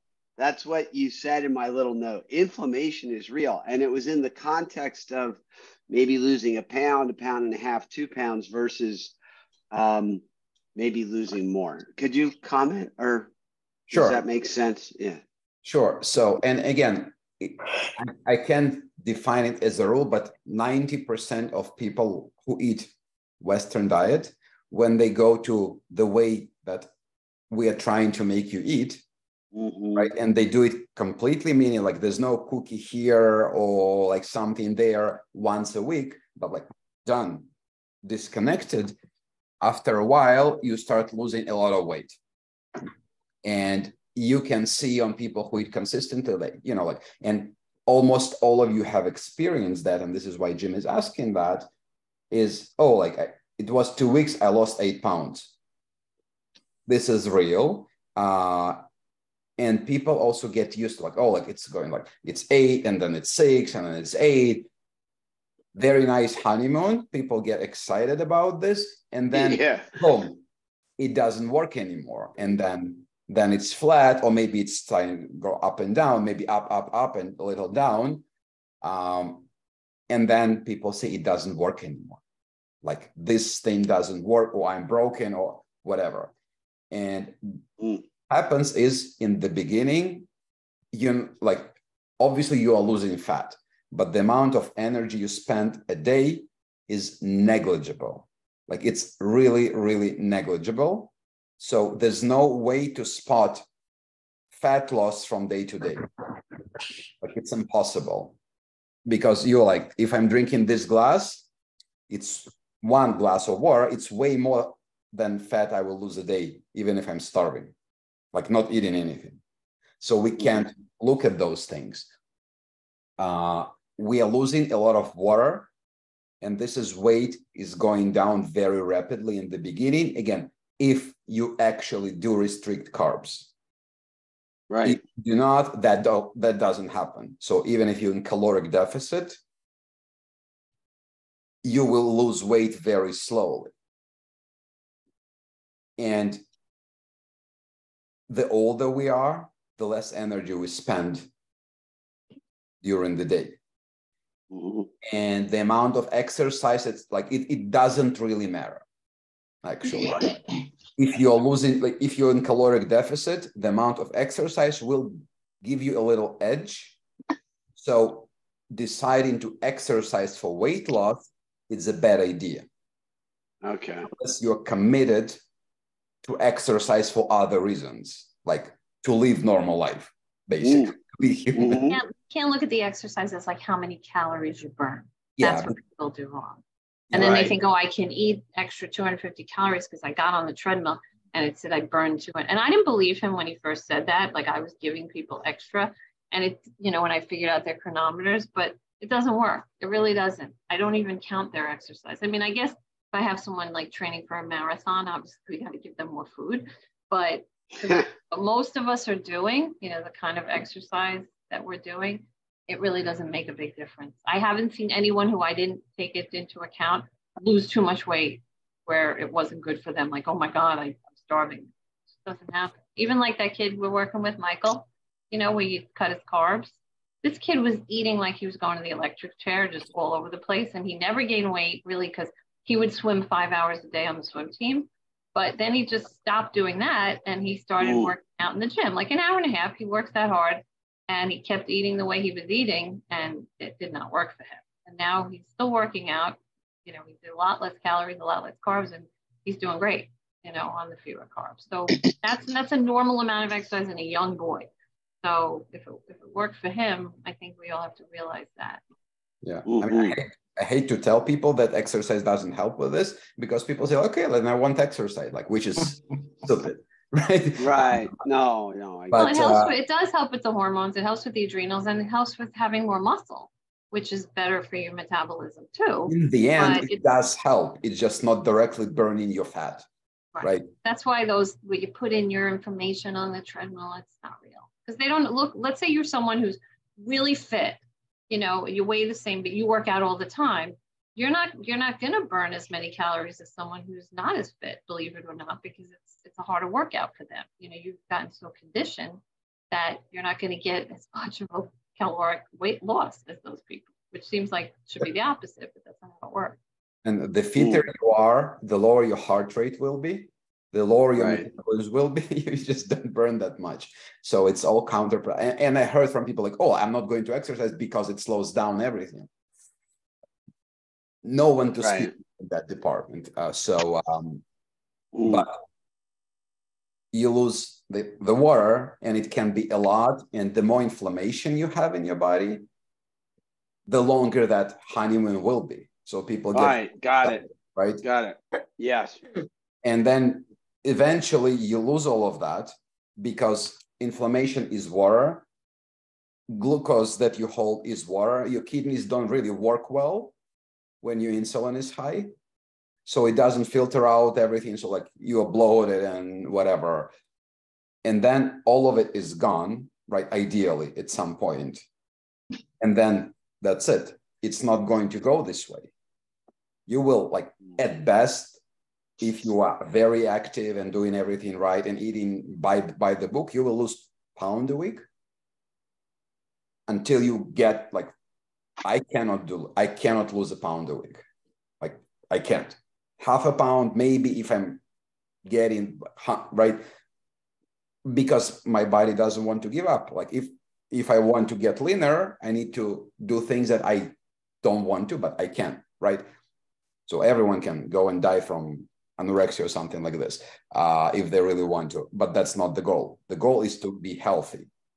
Right. Now we can, like I talked to you about numbers, but if we look into what you're eating, you're like maybe in 200 calories of caloric deficit every day. And you need, what was it, like around 8,000 calories to lose a pound, something like this. Right. So deficit of about 8,000, right? Okay. So you can easily see that even if we go by pure, like you really will lose this, what you're not eating, it's really long process that takes a lot. Now, some of us here, we don't burn even that. Just because, for example, if, again, you are huge male, right? Like, I don't know, 6'2", 6'3", you will burn a lot. If you're a little woman, right, you're not burning anything, especially if you're not moving. So it all needs to be taken into the perspective. And patience is very important, right? Because in the end, you are not a robot. Like, it's not like you can set numbers and this is what's going to happen. But you can control what you can control. So like what you eat and what you like do during the day and how you move. And again, like everything that Dr. Adrias spoke about today, right? And like, we probably won't have time, but like we're going to talk a lot about sleep. If you don't sleep well, you dysregulate everything. And it's not just, you know, that if you're not sleeping well, your hormones, like you're not losing weight, your insulin is going up. Yes, but you will burn fats slower, but also you will be hungrier. So you will eat more if you trust your hunger cues. Because frankly, whatever we feel about our hunger is bullshit. Like, it doesn't matter if you're full or not, the numbers don't change. Like, if I spend 1,000 calories a day, it doesn't matter if I'm hungry or and starving, because I can finish 3,000 calories and stay starving, right? But I will gain a lot of weight as a result. Or I can eat nothing, 0 for 3 days and not be hungry. Doesn't mean I shouldn't eat. Right. Right? Yeah. And like, when we are fasting properly with electrolytes and everything, you're not hungry. No. Right. You take in energy somewhere, right? And you see that if you don't eat for 2 days, you don't really lose much weight. Even if it's, you know, becoming like 4,000 calories. Okay. And people go into those crazy things like, okay, I'm not losing weight. I'm going to starve myself for 3 days. And then, of course, I'm hungry. I'm going to overcompensate. Yeah, so yeah. nothing happened. Because we didn't even lose much except water. And this is why it's very not wise to expect rapid fat loss. And just like, even like for you guys who like started in the first month, and we have some who are not here, so it will be on recording. There will be rapid loss. It will stop.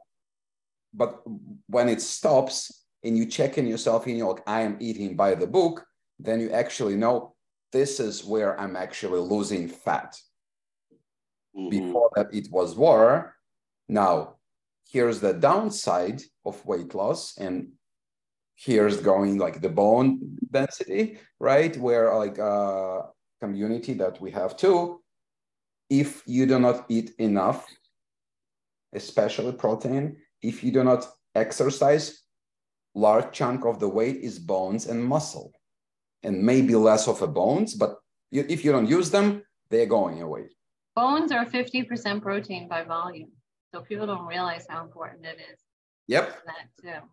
And no amount of calcium will help you to fix it when you have, you know, issues. It will kind of destroy you instead. There was actually a study that showed that people who had high calcium and low protein, vice versa, had worse bone density. The calcium wasn't the answer at all. It was the opposite. No, it's not. I had a patient yesterday who went to her doctor, you know, her bone doctor, special surgery, who has around 1,200 milligrams of calcium carbonate, which is probably one of the worst calciums, especially for an older woman. She needs acids to digest it and absorb it. And I don't think the doctor told her this. I think she read this on whatever, that protein causes acidity in the body. So it leaches the calcium from your bones, which I've heard that a lot from patients. And anyone who attended our bone lecture, it's the exact opposite. When you don't eat protein, your parathyroid hormone kicks up to remove calcium from your bones. So it's totally wrong. And this woman, honestly, she's 61. She's already had a compression fracture. I'm thin, but she was like this, thin. She ate no protein. 3 times a week she had salmon. She would eat 1 egg like twice a week. And she relied on like almond butter and hemp. That was her protein. And she was so, I did her blood work. It's very rare to see really low protein levels from diet. Usually something else is wrong with you. It was strictly diet, her protein, her vitamins, her minerals, everything from, and she ate very healthy, like very clean food. Everything was organic, lots of vegetables, but everything was a mess. And the big overriding thing with her was really low protein. It was really such a classic textbook case of just being so misinformed, you know, and it was sad because look where she is now. She's already had a compression. She can't stand up straight at 61 years old. Oh. And I don't know where her doctor was in that. Like the doctor should have at least once said, what are you eating? They had her on 1,000D, 1,000, and no vitamin K2 and 1,200 of calcium, which is all wrong, like wrong for every, you know. So this is why we have to get the word out, and it really does make a lot of sense for overall health, especially as we get older, because these are things we worry about. And you said this is out of HSS hospital? This is HSS. Well, you know, how much calcium did they tell you to take? Yeah, I forget. 1,200 is pretty much. It was I'm waiting under for you to 1,000. close for tomorrow. It was under 1,000. I mean, she spoke about not taking, you know, so much of the calcium, but you know, as soon as I came in, she just was very adamant to let me know that like all these vitamins that I was doing, you know, she wanted me to know that vitamins are not natural and vitamins are, you know, cannot be good and can be harmful. And remember, she told me that my B was ridiculous. It was way too high. And she actually got me, I got, you know, concerned for a while. So I stopped a couple of things, you know, until at that time you told me that, I don't know, something about the B, and that's not the truth. Just stop it on the weekends then. I'm sorry. Well, if you're taking a B vitamin right up until the time or close to when you do blood work, it's always high because it's water soluble. It just means you're taking a B. It's not reflective of what's internally B vitamins.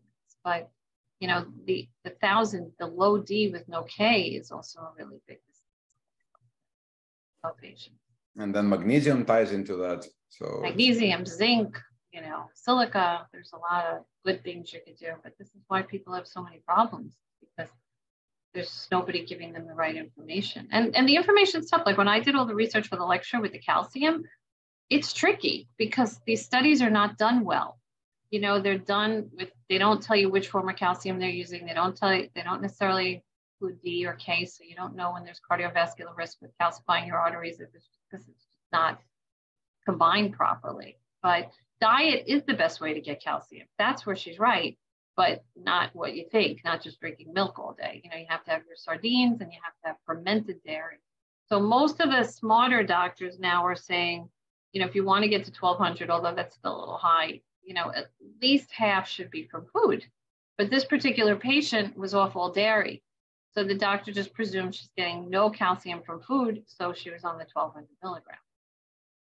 I'm not even taking, I mean, I didn't do the calcium because I was concerned. You know what, if you're really young, I think the younger girls, it's good to ensure they get calcium because they have a lot of bone building, so they're going to use it. But once you get into menopause, your osteoblasts are just really not going to wake up like that and say, oh, let me take all this calcium and put it in the bones. It's going to say, okay, I'm going to line your soft tissues and calcify your arteries with this. So most of the integrative cardiologists are really anti this high calcium because they see the side effect of it. You know, where's it going to go? If you take vitamin K, you could prevent that from happening, but they don't even mention vitamin K2. No, she emphatically really wanted to tell me like that the vitamins were, you know, that if I think that this is safe, it's not safe. Because I didn't want to take the bone density.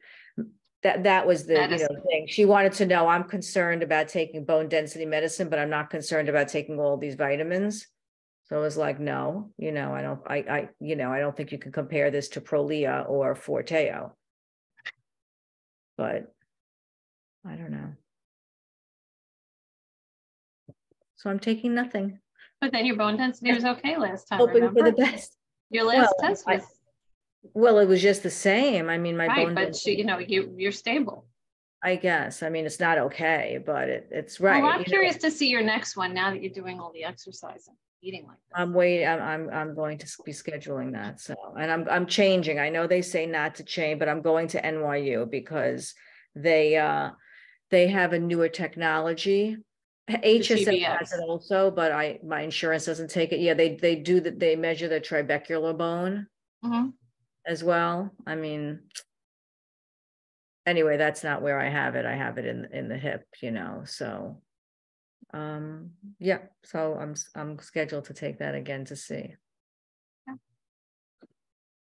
Okay, great, good stuff. And Harriet, hi, by the way, we're talking and talking and talking, but we didn't see you for a long time. So like, that's great. Wait, you're muted. Harriet, you got to unmute. Can we unmute her or she has to unmute herself? No, we can only mute. Where? Okay. Oh, there we go. You got me? Yep, You can hear me? Okay. Yeah, now we can. So I wasn't here for the beginning and I'm sorry, but I always watch the replay. Just one thing I was wondering, it's a little off the topic, but the glucose monitors, I'm just like, you know, off the charts here. And I know you've all been trying to get me wheeled in, but it's whatever. So I was just wondering, I see now that they have a new watch that's like a glucose monitor. I mean, I have the ones that I prick my finger and all of that, and I'm just not doing it, and it's a pain in the neck. Julian, where can she get a continuous? Is there how do you get the CGM? So I don't know if I'm one thing. Well, I was really asking before I went to the continuous. I was wondering though, they have these glucose watches now that monitor the glucose. I don't see how that could possibly work. Nope. Okay. No. So there is okay. Like I think couple of companies that claim that they can, but none of them went got FDA approval. Yeah, so, it's illogical, honestly. The CGM is a great tool. It's not a big deal. Maybe there will be, but like it's not like it doesn't. There's nothing that is proven to work. Okay. Because I just thought maybe if I do that and I see it, that I will shock myself into, so you know. Like I would be the first in line just because like I love this junk. But you can like, and depending, like if you want to spend the money, first of all, you can go and ask your PCP for prescription, or you can ask, I don't know, anyone who we know, like I don't know anyone who cannot be a patient. You'd have to be a patient. So the continuous glucose monitor, if you're diabetic, your insurance pays for it. If you're not diabetic, your doctor could order it, but you have to pay for it. But they're not that expensive. They're really like a couple $100, not even like. My pad. So I have a prescription. I'm not diabetic. I don't have high blood sugar. I just right. So you got a prescription for my it? Client. So I pay like $35 per one, and they go in packs of 2. I just glucose for the monitor CGM. That you put the on. CGM that you put on your arm. Yeah, but what about like all the tapes and whatever else you need? Do you need anything other than that? You could just use regular tape to put over it. That's it. If you want, you can. Why would you do that if you don't have high glucose? No, it's a really good tool. A lot of, the biohacking, because you want to see what's happening to your blood sugar, how you're reacting throughout the day. Like my friend, she's a really smart functional medicine doctor, and she did one. And she calls me one morning, and she has normal blood sugar normally, but I always yell at her that she eats too many carbs, and she goes, no, I don't. So she calls me one morning. She had Mesa Sunrise cereal, which is like a clean cereal, but it's cereal, with some banana and her oat milk. And normally she's in the 70s, like fasting. She went to 156. She's like, oh my God, like you don't realize. And then she went down pretty quickly because she's healthy. So she responded, but you're missing these spikes with normal blood sugar. She's a normal A1C. But it's nice to be able to see how foods affect you and how anxiety affects you, what happens overnight if your adrenaline's going up and it's affecting your blood sugar. Like there's things other than food that are going to impact your blood glucose. Well, that's what I thought because I was having a problem, when I was a little more strict, but I was getting up in the morning, I was doing what I had to do. And by 10 o'clock, I was like wiped out. So, there's just so many things going on with me. I need to be able to just smack myself silly and do what I have to do. But I thought if I see what I do to myself in numbers, when I have all these crappy things that I do. So I was thinking that maybe that would be something. The most reliable thing would be this. It's called CGM, the continuous. Yep. So if you have a regular doctor who will just order it for you and you pay, it's not crazy expensive, then do it for 2 weeks. Your life doesn't change that much in 2 weeks. See what happens to you over 2 weeks, and you'll get a really good, idea of what, what's average for you. All right. What about that Freestyle Libre? That's CGM. That's what it is. That's CGM. From Abbott. That just stays on your arm and exactly. That's what it is. And then you could download it, onto your phone or your computer, and you could just follow. I mean, it's the best thing that ever happened to type 1 diabetes because they know exactly what's going on minute by minute. I'm so borderline that by now I might even be there. What my numbers are. Yeah, but you really want to see what's happening throughout the day because that's affecting your mood and your stress and blood. All right. So I don't need anything else except that. There's no tapes or anything else that I need. Some people just use like the hypoallergenic surgical tape just to hold it in place. But you just go to Robert, he'll stick it in your arm for you if you're scared, and then you can go. Like there's a couple of options. Like if you don't get a prescription, you can go online. There's a company that's called NutriSense. Yes, I saw that. Okay. How much do they charge? You have to sign up for their nutrition. They make you sometimes they have it was demo. So they will give you whatever a month, and then you can continue without subscription. But they do you will pay probably at least 1.5, or maybe twice the price of the monitor, right? And this because your insurance will not pay for that. So they charging you for that, and they making you subscribe to the services where dietitian looks at your data. They have very good app, like Abbott's app. Comparing to this is trash because this one has a lot of information they developed. But the services, we have dietitian who actually looks after your results day by day and gives you suggestions. But I don't really need all that. No, it's just a means to an end if you don't have a doctor to get business. So if I can get a prescription, I'm sorry, Julian, go ahead. No, I'm just saying if you cannot get a prescription. If you can't, then that's the way around it. That's and get it without the prescription. There's another company that is called Levels, and they do the same. They have their app. I think they also use Libre, but it's different, and it's for athletes. So you can get it there too. All right, so I'll look into it. And first thing, so I just asked my doctor. Ask your doctor, say you want to see you're working with all of these nutritionists and you want to just see your blood sugar. And he may say, well, you're not diabetic, so you have to pay a certain amount to the pharmacy. Well, this is the same doctor that wrote the prescriptions for me, so maybe he'll do it. He's my regular doctor, and Okay, so I'll give it a shot. It's just any continuous monitor, right? Exactly. There's only 2 companies on the market. Okay.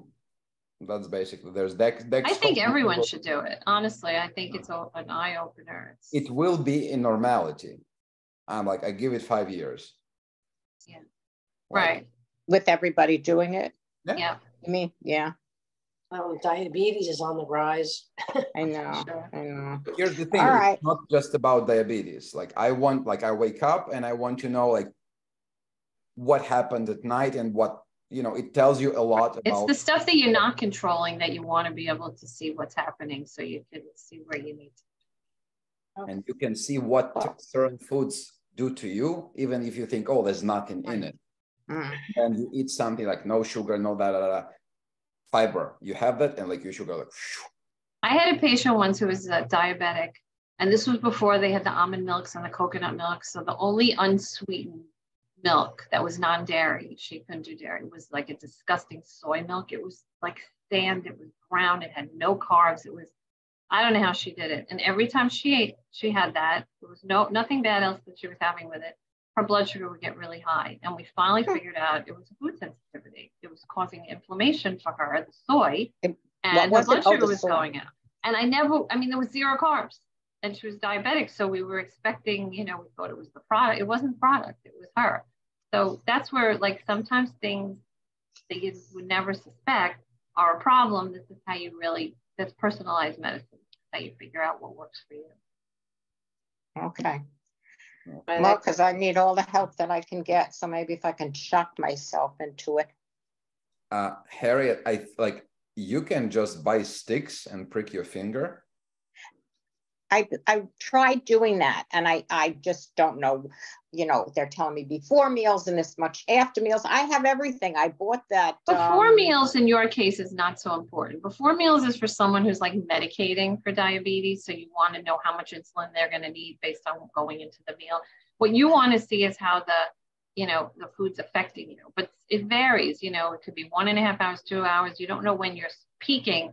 So that's where the CGM comes in handy, because it'll tell you. And then maybe after that, if you don't want to wear it, you get an idea of when you need to measure, because you know what your patterns are. But different foods are going to impact you differently and may spike you at different times. So, and it'll be interesting to see how stress affects you. Like, let's say you didn't eat any crap and all of a sudden your blood sugar's up. Well, there's adrenaline, right? So then that tells you that that's something you got to work on more specifically, because that's having an adverse. I know I tried. I bought the Keto Mojo or whatever it's called, and I bought all the strips, and I bought the little containers to throw out the things. I didn't know what the hell I was doing. I'm just not good with this stuff. So you have to remember to do it. If the thing's on you, you just have to remember to look at your app. All right. Thank you. Thank you. You're welcome. Okay. Yeah, I gotta go too. Me too. Make sure you watch the video from tonight. Oh, absolutely. Absolutely. Thank you.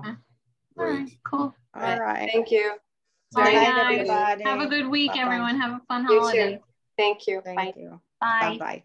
Bye-bye.